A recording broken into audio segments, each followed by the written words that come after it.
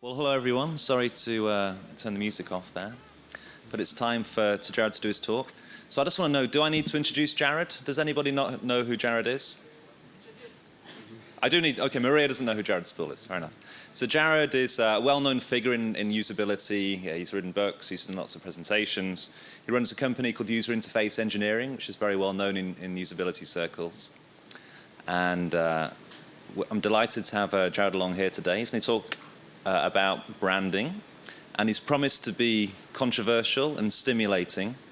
Now, he's also made a special request. Earlier today, he did a talk at Yahoo, and the Yahoo crowd were very meek and were very quiet.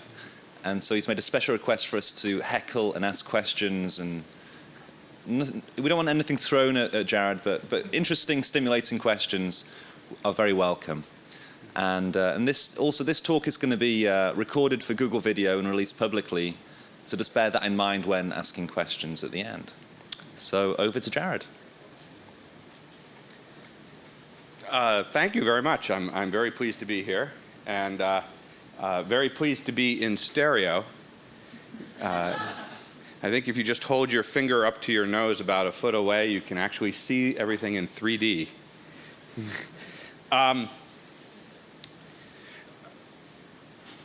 So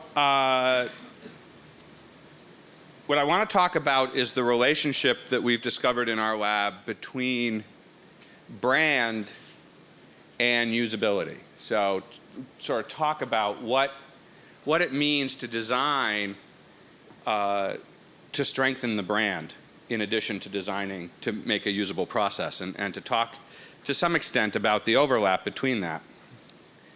This is the homepage of Cisco.com.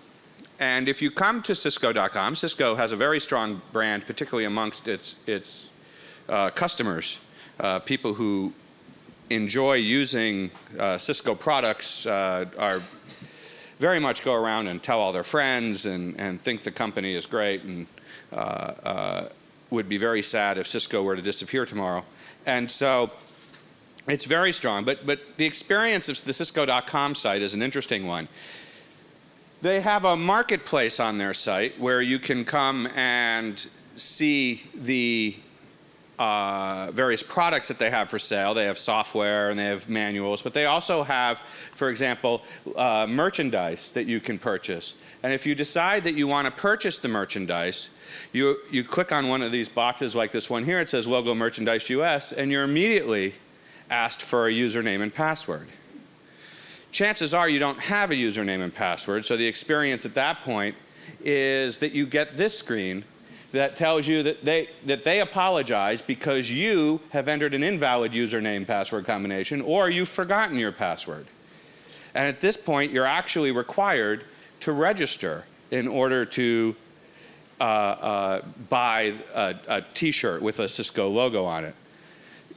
The registration process is actually a four-step process. You go through step one, where you specify the language you wish to speak, your name, and then confirm the language you wish to speak, and put in your password. And then you have to then decide how they're going to sell things to you in the future. Then you get to put in your business information and your phone number. And then you get to confirm the language you speak one more time. Describe how you want to see search results, if you ever see search results on their site. And then you're sent an email, which you have to dig out of your email folder. You have to then click on it to actually get entered into the system. And then at that point, you have to remember how you got back to the marketplace. So you have to go back to the marketplace homepage. You then have to get the password. You then enter the password, and it then lets you see what apparel is for sale, and you can find that lovely jacket that you always wanted. This is all so you can wear a piece of clothing with their logo on it. Now, the question is, what does that do to the Cisco brand? What happens when someone goes through that experience? Does it strengthen their bond to Cisco, or does it weaken it? And that's really sort of the question that we're interested in, and how brands work, and how people interact with the types of interactions. So we started looking at this question way back in 1998. So we've been spending the last 8 years sort of looking at what does it mean to design for branding on a website. And we've been looking at graphics, images, various types of messaging the experience users have. We've used eye trackers and field studies, a variety of techniques to do this. And this is ongoing research. This is by no means done research. It's just one of our ongoing research agendas. And when we talk about brand, a lot of people think that what you're talking about are logos. But in fact, logos are not brands. They are brand elements. They are representations of the brand. This, I'm sure, is a recognizable logo. Did anybody want to take a guess? Adidas. Adidas. Okay, there you go. No, this is the Nike logo, of course. The swoosh, which Nike paid a graphic design student $35 for this brand, for this logo. So yeah, that's what they got. That's pretty much the going rate for a $16 billion company. This? You sure? It's not clear. It could be Korean Air. You know, it's just a brand element. Here, it comes up as a Pepsi representation, but in other places in the world, you might immediately associate it with something else. The FedEx logo is an interesting logo in that it used to be Federal Express, and they spent more than $2.5 million, I believe, to change it to FedEx. And the primary reason for doing that was that it required less purple paint. Purple pigment weighs more than white pigment. And as a result, they saw significant fuel reduction charges, fuel charges on their planes because they were able to reduce the weight. Now, one of the key benefits of the new FedEx logo is actually the arrow. Does anybody here not see the arrow in the logo? You can be brave. You raise your hand if you don't see the arrow. A couple of you, okay. The arrow is right there in the negative space between the E and the X. They paid $2.5 million for that arrow, and I have to show it to you. Okay? And the interesting thing about the arrow is that half the time it's pointed in the wrong direction. Okay. Now, those are brand elements. And when we're talking about branding, that's something very different. So we sort of started to go off and look up definitions of branding, and on the Encarta website, we found this one, which is branding, originally a searing of flesh with a hot iron to produce a scar with an easily recognizable pattern for identification or other purposes. Okay. So that was, now it occurred to us that this came from the Encarta database, which we then realized is a Microsoft property. So this does seem like a Microsoft pattern, but there are other definitions that we like to work with. In particular, this is one we found from Merriam-Webster, and we like the definition here that says to impress indelibly. There's this one here, it says to mark with disapproval, to stigmatize. That's the Coca-Cola people tried that. It didn't work so much for them. This is definition that we like, which is brand name, which is having a reputation and a loyal following. So when we go with brand, what we're talking about is this sort of loyal following, this reputation. That's what we're looking at. Now, branding is basically when you look at it from the perspective of the individual who's being branded, the recipient of the brand stuff, it's basically a conditioning process where you use colors, symbols, phrases to create some sort of emotional response that creates engagement and eventually causes people to interact with and seek out that brand. And it's really much a repeated process. You know, does the name Pavlov ring a bell? It's very much this sort of interactive thing. And probably one of the best brands that we have ever seen is Harley-Davidson. It's really an incredible brand, and it gets people to do things that few other brands do. I mean, imagine, close your eyes for a second, and imagine this. This is just, how it works. Imagine a Google customer with the Google brand tattooed to a body part. Okay? That's what Harley-Davidson does. They get people to tattoo things to their body. And it's just amazing. I mean, even Lorenzo Lamas does this. So, and by the way, this is the result of Google image search, finds all sorts of amazing things. But brands are not necessarily just logos. They can be physical things like the design of something like an iPod or a Mini, or they can be people. And so it's how people interact with those known things that turn out to work. And brands are not necessarily always positive. They often can have a negative reaction, and people don't necessarily respond positively to them. And there are all sorts of things that happen. Vioxx, this is an old ad for Vioxx. They had Dorothy Hamill as their sort of spokesperson. And Vioxx subsequently was a fine brand to start with and was very positive, but then the news turned against them when people started having all sorts of issues with heart attacks and heart failure as a result of taking it. Now maybe the problem was that they chose the wrong spokesperson, and instead someone like Barry Bonds would have worked better. Barry Bonds is a baseball player.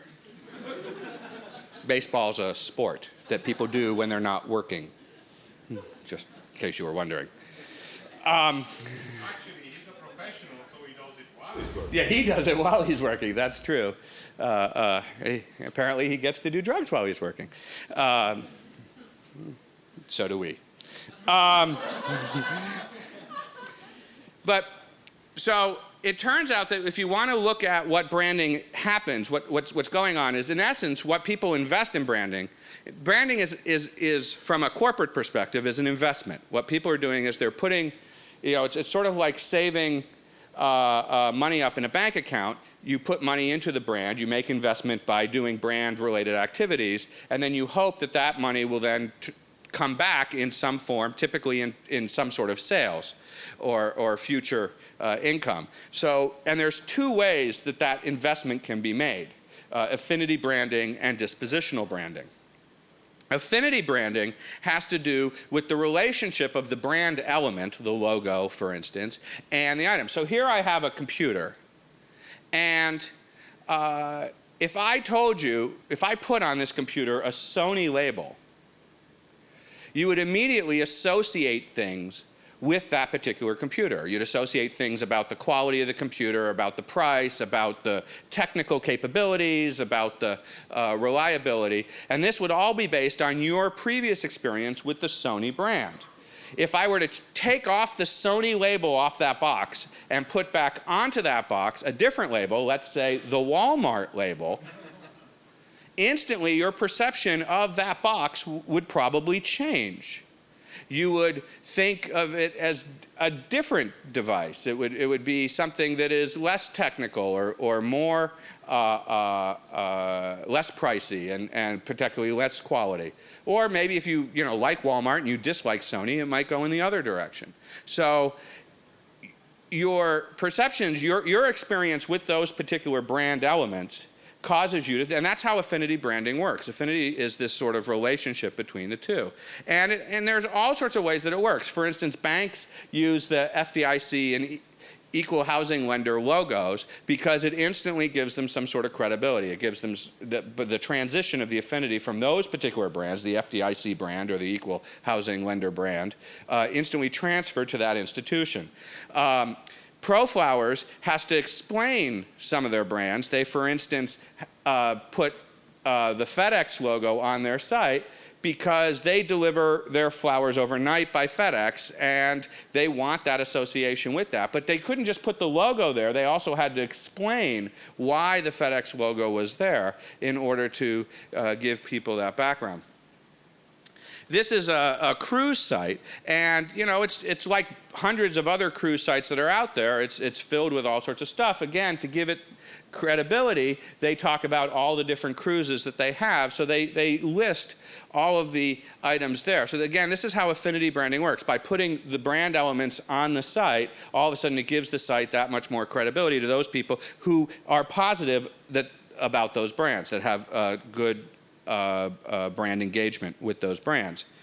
Not all brand elements end up connecting with their brand. There was a study done during the height of the .com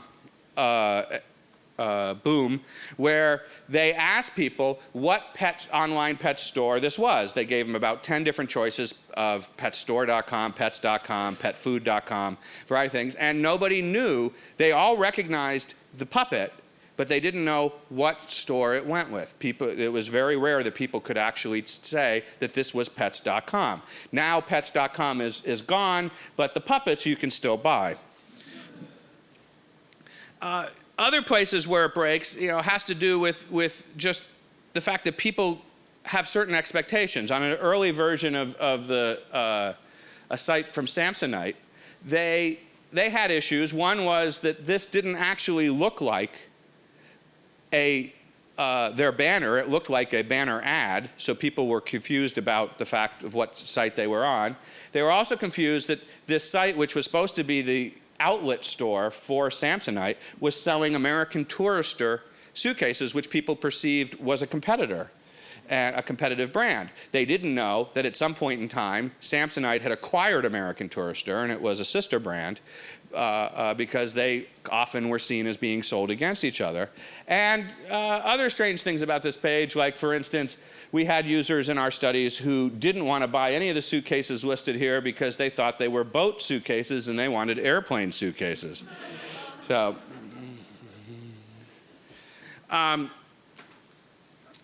affinity branding is about having the logo near the item and having that transferred, the value of the brand element transferred to it. So it's much like being in an airport and having the getting off the plane and having flown to San Francisco, realizing that it might be cheaper to rent a car than to take a taxi downtown for the trip. You get off the plane, you go down to baggage claim, or in case of San Francisco, you ride the little tram to the rental car cabana, and then you're faced with this slew of rental car agencies for which you need to choose one. And there's Hertz, and there's Avis, and there's Budget, and there's Bob's Discount Rentals, and all of them are identical. They all have the same size booth and the same shape and the same color scheme and the same surly teenagers working behind the counter. The only difference is the brand element, so you choose your brand in that regard.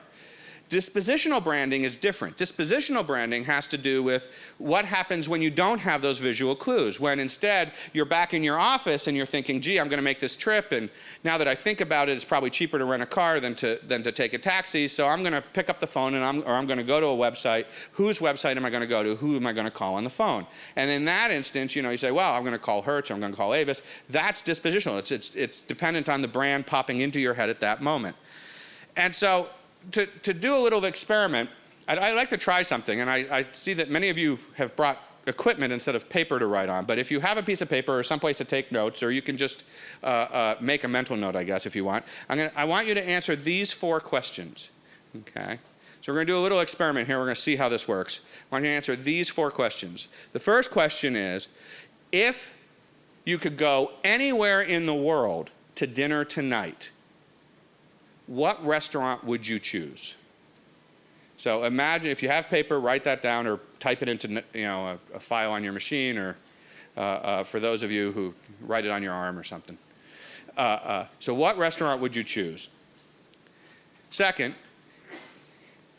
if your car failed you today and you needed to replace it tomorrow with the current financial state you are in, for your current financial context, what brand of car would you buy? Okay. Next, if you had to get a package to the East Coast by 8:30 or 10:30 tomorrow morning, if it was absolutely necessary that you do that, whose package delivery service would you use? And fourth, if someone came rushing into this hall right now and said, have you guys seen the headlines? You have to see the headlines. What source would you go to for headlines? Yeah, I know. Okay, just put it down. Okay, now, if you've recorded all this, even if you haven't, what I want you to do is I want to turn to your neighbor and see, Compare the 4 answers and see if you have the same answers as your neighbor.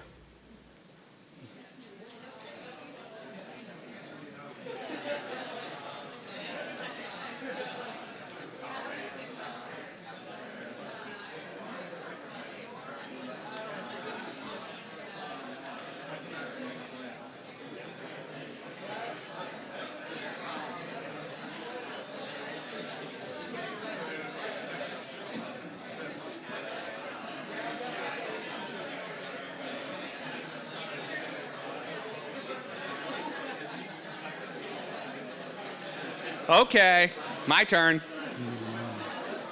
Yoo-hoo! We've got it for an extra hour, so if you want to go on. Okay. Okay.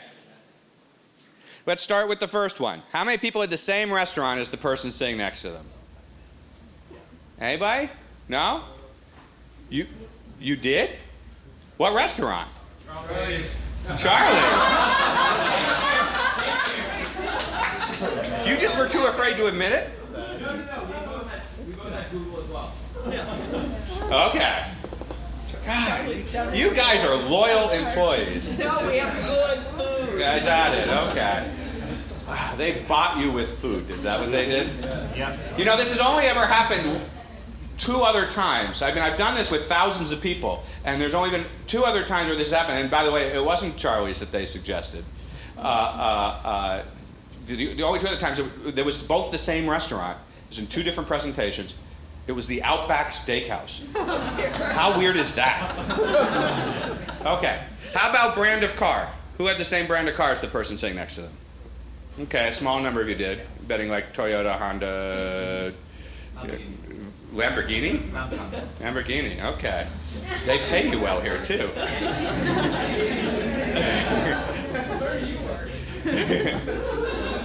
You gotta... He works in the user experience group. Doesn't everybody get paid that? Okay. So now, how about the same package delivery service? How many people have the same package delivery service? Oh, wow. FedEx and UPS are doing well. Good. Excellent. How about up-to-the-minute news source? Who had the same up-to-the-minute news? Was it, who didn't have Google but had the same up-to-the-minute news? Ah, okay. Interesting. Very good. Well, now here's the deal. There are about 3 times as many people had the same package delivery thing as had the same brand of car. But if you actually look at the number of overnight delivery services versus the number of car models there, or car brands there are, it turns out that there are about 1/10 as many car brands as there are businesses that will deliver your packages overnight. So statistically, we should have more matches for brands of car than for overnight delivery services. The reason we don't have that is because of the investment that companies like FedEx and UPS have made. And it's also potentially because of a little trick I play, which is I just mentioned FedEx. And that's called recency. And what happens is that when someone sees a logo or brand element, they are more likely to think of it dispositionally in the next 24 hours than if they don't see it in that period. So that's why companies pay to have logos and things put on shirts and jackets and billboards and stuff, and why so many of you are wearing Google Wear. You also showed the Mini, so we were dispositionally inclined toward a car as well. That didn't work. Well, I didn't talk about the Mini as much, but you're right. That's true. But it turns out that all of these things play a factor. Mini doesn't spend as much time as FedEx does or UPS does trying to get their brand into your head. So they, it turns out that these things all play a role. Now, dispositional branding is very context-driven. So, for example, if I gave you a different context for the restaurant, if I told you, for example, that you were going to take a very important customer to the restaurant, you might choose a different restaurant. Oh, you guys wouldn't, but everybody else would choose a different restaurant. Versus a restaurant that you were going to, you wanted to go to celebrate your birthday with 6 very close friends, half of whom have seen you naked at some point in time in your life. Or a restaurant that you might want to go to when you have it's 7 o'clock at night and you have 2 kids under the age of 5 who have not eaten since 4 and or since noon, and they're very cranky and they definitely should take a nap, but they're not taking a nap, you might choose a different restaurant at that point. Or, you know, a restaurant you would go for lunch. Actually, you probably wouldn't choose a different restaurant for that. But the fact is that the brand that pops into your head is very much dependent on the context that you're in, and that's how dispositional branding works. Now, in order to create these brands, it turns out that there's also 2 methods in which you can make the investment in branding. There's 2 things you can do. One is indirect messaging. So that's this act of putting logos on all sorts of things to get that effect of primacy and recency, and to have those things come to mind. And these are very repetitive. These take a long time to do. They're very easy to implement. They're very easy to design, and so lots of organizations do it. The investment to make on them is very small. This is very different than the second approach, which is experience branding. And in experience branding, you have to look at the experience that the receiver is having with the brand and the elements around it. And so it turns out that if you think about the restaurant that you chose, chances are you chose it not because of any sort of advertising that that restaurant did, but because of the experience that you've had at that. In fact, if we were to go to Epcot Center, Disney World today, and we were to interview the people coming out of Epcot Center, and we were to ask them what made them go to choose to go to Disney, why did they pick that as their vacation spot? 75% of the people today would tell you that the reason that they chose it was because of the great experience they had the last time they went. 75%. And of the remaining 25%, the majority of them would tell you that the reason they were going was because of that they have a friend or family member who wouldn't shut up about the great experience they had had at the park. Very few of those people would tell you that they were going because of some advertising that they saw or some explicit marketing that Disney had done. That it's primarily the experience that they have. That's what drives traffic to the theme parks. And it turns out that this is true. Netflix has decided that their 2 most important variables for them to track are the number of people who sign up, and when they sign up, tell them that the reason they signed up was because a friend highly recommended that they do so. Turns out that in any given period, about 85% of the people who subscribe to Netflix say the primary reason they subscribed was because a friend or family member highly recommended it. And they also track, in the last 3 months, have you tried to convince somebody to sign up amongst their existing subscribers? 93% of their subscribers say that in the last 3 months, they have tried to convince somebody to sign up. They use those as key performance indicators for their company. Their company, they have found that their business lags those indicators by about 6 weeks. So it turns out that when those numbers stop to dip, that gives them a 6-week prediction about when their revenue numbers are going to start to dip. And so they very much track those 2 numbers, which are referrals, which are all based on experience. So these things turn out to be very key. So but way back in 1998, one of the first clues we got of this was an experiment that we were doing when we were comparing Ford to Edmunds. And we were having people look up information on both sites. In this case, we were having them look up how many people could you fit into a Ford Ranger. And the scenario was something like this. You landed a good job, you've got yourself recently married, you had a kid, you've got another one under negotiations, and you now are in a position where you can buy that pickup truck you've always wanted. Go find out if, in fact, they make a Ford Ranger which will seat, you know, the wife, the kids, the dog, and will be comfortable. So go find that out. So we asked people to do that both on Edmunds and on the Ford site. And when they did on Edmunds, the adventure they had was that they would go to the Edmunds site, they'd click on new trucks, they would then choose Ford, they would then pick the particular Ranger that we were talking about, they would then quickly find the safety, specifications and safety features, and then at the bottom, they would find here that maximum seating was 3, and that in fact the what they found was that you couldn't fit everybody into the truck. But even though that was the case, what we were measuring was people's feelings about the Ford brand, and we found that their strength of the Ford brand actually increased while using Edmunds. So the act of using Edmunds to find this information, people felt better about the Ford brand at the end of going through this process. When we tried the experiment on the Ford site, we saw something interesting. To do the same exercise on the Ford site, you had to click on showrooms and then click on this black on blue link that says Ford. And then you had to click on the Ford logo. And then you got these 4 more pictures and this thing here that says people and their stories, and welcome to FordVehicles.com, where everybody has a story, and every story has a Ford car or truck right in the middle of it. And now you needed to know to click on vehicles. And then you got 4 more pictures, including this woman here who looks absolutely frightened about the Model T that's chasing her. Another Ford logo. And now you had to click on trucks, where you got 4 more pictures, 2 more logos.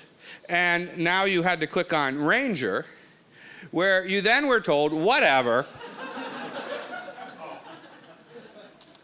Now, to be fair, this was an advertising campaign that was being run by J. Walter Thompson, Ford's advertising firm of record, called the Whatever, Whenever, Wherever campaign. And this was the first of a very large animated GIF that was being downloaded, and it would say whatever, wherever, whenever, and it would take several seconds where the screen would just sort of shout whatever at you.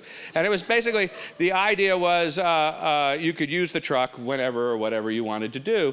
It was part of a combination online marketing and television and radio campaign.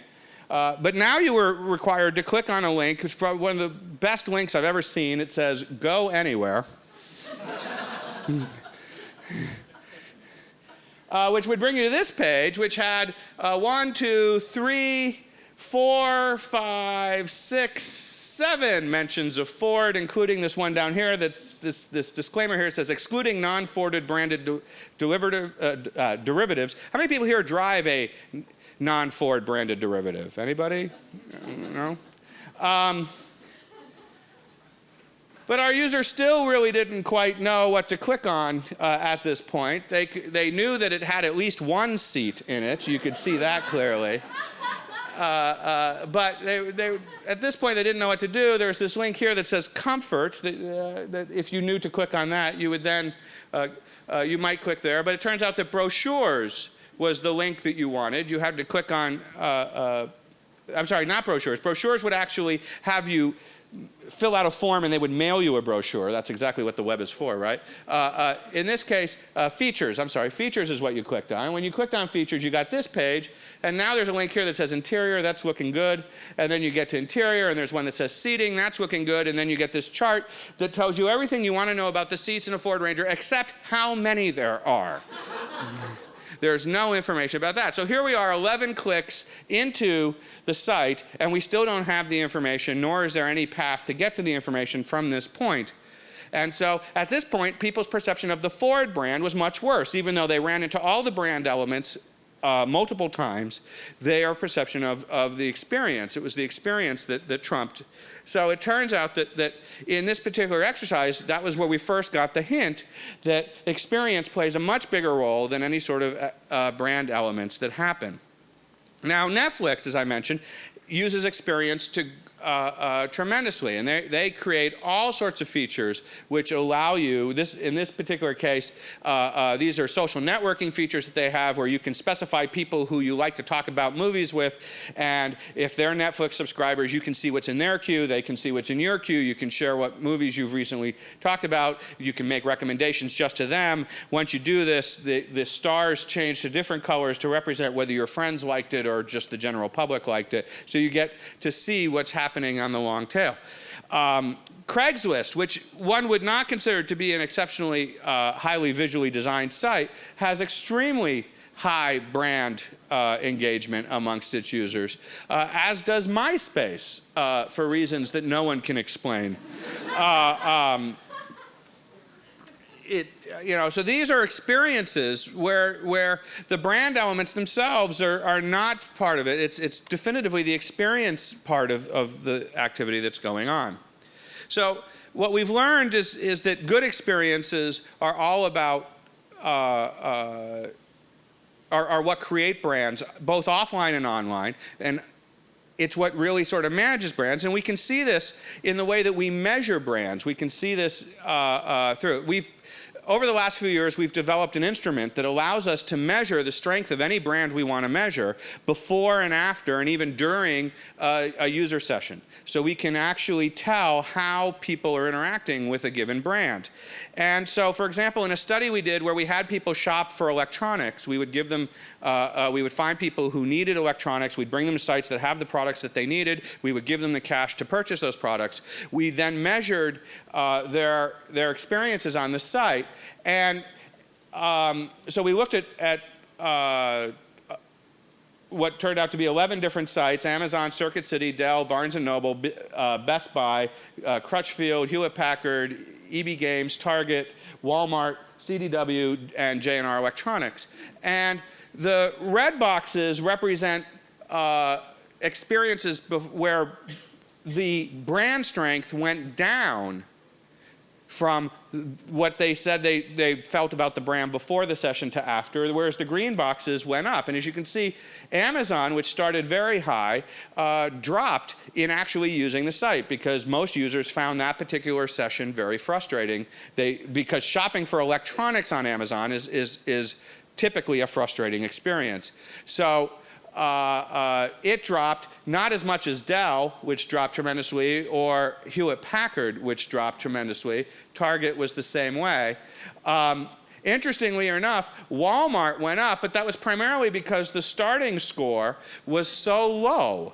People had such low expectations about the Walmart brand that they were actually impressed by the fact that it worked. Crutchfield went up also, as did Barnes & Noble, where people were buying CDs and video games. And J&R Electronics stayed basically the same. But that was before and after the shopping session. We then contacted them 2 weeks later to see how their order was fulfilled. And what we saw between the time that they finished the study and they actually got their stuff, we see that Amazon dropped even more, Circuit City dropped a huge amount, EB Games dropped a huge amount, Target dropped a huge amount, Walmart did not do so well on fulfillment, Crutchfield went up yet again. People really like Crutchfield. It was a brand they were not familiar with, and they liked it. CDW basically regained its thing, and again, J&R sort of stood still. So we can look at what happens, and we can see that in the online space, it's not just what happens in the session that affects the brand. It's also what happens before and after the session in terms of all the touch points that people are having. So it's true customer experience that we're talking about, all the different touch points that are going on here. Now this brings me to advertising. This is the $1 Million homepage where, if you were unfamiliar with this particular campaign, a student in England decided he was going to sell ads at $1 a pixel. And you could buy a 10 by 10 space for $100. And he sold $1 million worth of pixels to people. And so you can go to this at $1milliondollarhomepage.com. And the only purpose of this site is to go and look at all the ads and, I guess, click on them. Now, $100 isn't a lot of money for an ad, though I know you can get AdSense ads for less. But it's interesting that what people found was that the first few advertisers who came to the site actually got a huge amount of click-through traffic from it.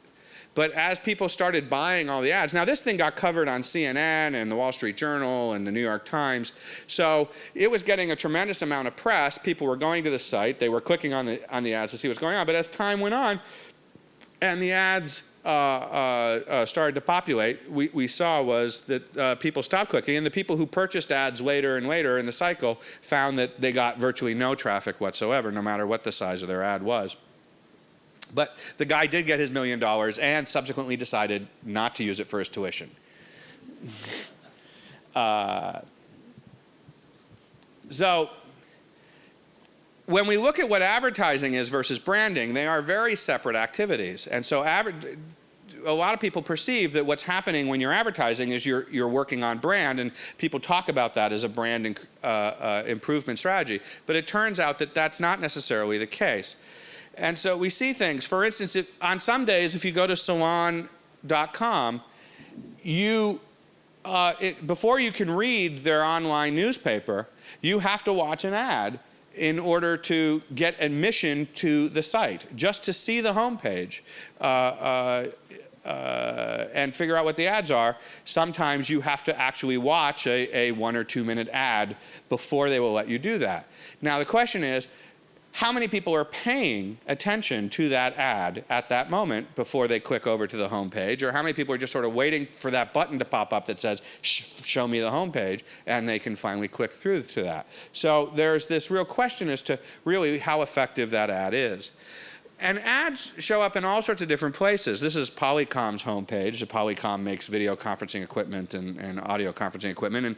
And because they're trying to get people to be aware of all the things they offer, their homepage has basically become a large advertising center, and people are constantly fighting to get advertising space within the organization. That they have infighting to get advertising space on that homepage, and they're constantly trying to drive people to that content. But how many people who are coming to the Polycom site at that moment care about all those things? In fact, the odds that they'd be interested in anything other than the thing that drove them to that site, because no one's just going to randomly show up at polycom.com. It's not a site where you say, hey, we got 20 minutes till The Apprentice is on, let's go check out polycom.com. That doesn't happen. So, they're coming for a reason. They're coming because of a product that they want to buy, or technical support that they need, or some particular thing. 99% of this stuff is of no value to them. But more importantly, the issue then becomes, how do you decide what works and what doesn't, what's important? This is plentyoffish.com. And plentyoffish.com is a dating site which does not charge any of the people who are dating. Unlike many other dating sites, it does not charge anybody for the service. The money is made, and they claim to make $10,000 a day purely through AdSense. So people are coming to this site to find a mate, and for some reason, they're clicking on ads, which produces revenue to the site, many of the ads being other dating sites. And so the thing about advertising is, in essence, what it's about is distracting the user for what they're coming to do. It's trying to take them away from what they're trying to do. And this is not just true of online advertising. This is true of all types of advertising, right? You're trying to watch a television show, and they interrupt that show to give you things that you weren't interested in seeing, except during the Super Bowl. And same with radio. And nobody likes the ads at the beginning of movies. That go to the movie theater and see 4 minutes of advertising there. Nobody seems to like that. It's just, they do it because they want to disrupt you from what you are doing. They couldn't put those ads, for example, at the end of the movie, right? It wouldn't work. They can only do it at a point where you will just not get up and leave. And so it's advertising is basically about disruption. Sometimes the advertising gets excessively disruption. We had a user who ran into a small problem. They were running Firefox, looking at the New York Times site. This ad popped up, and for whatever reason, would not go away. Okay? They could not get the ad to move. Okay? It was one of these floating ads that appears. You've all seen them. And it would not vanish. The close button would not show up. No clicks would make it go away. So the user was unable to watch or to read the article. And so did this experience help Accenture or the New York Times for that user? Not at all. And you see other types of things. Here is the ZFrank show, which is a very amusing site that pretends to give news. And here he's talking about Tony Blair, and because he mentions Tony Blair, Google Ads decides to advertise Blair.com, which actually is not Tony Blair's site, it's a clothing site. And so the issue here is there's an association that's happening between Tony Blair and this clothing site, which it's not clear that the clothing site is that anxious to have the association be made. And this sort of thing happens, fairly frequently with contextual ads. Here we have an article from the International Herald Tribune, which talks about Apple sues competitors, and because it mentions the Creative Zen, the ads for those items are there. So again, I'm not sure that the advertisers or the brand owners, in this case Creative, are that excited that these ads are appearing in those contexts. So you get these types of conditioning things that are happening, and we don't know what is happening from the user's perspective in terms of the negative branding that might be occurring when someone sees reinforced advertising elements in a negative article. So what we've been learning about branding at this point is this idea that basically we've got these two different goals. You're trying to both build up affinity branding and dispositional branding, and that as you build those things up, you're doing it through indirect messaging and through experience. We found that experience is a much better tool both on the web and off the web as a method for doing it, and that branding is very separate from advertising, and that we have to consider them as very different and understand how they interact. And that's what I came to talk to you about, and to share with you how my machine works. Mm-hmm. Mm-hmm.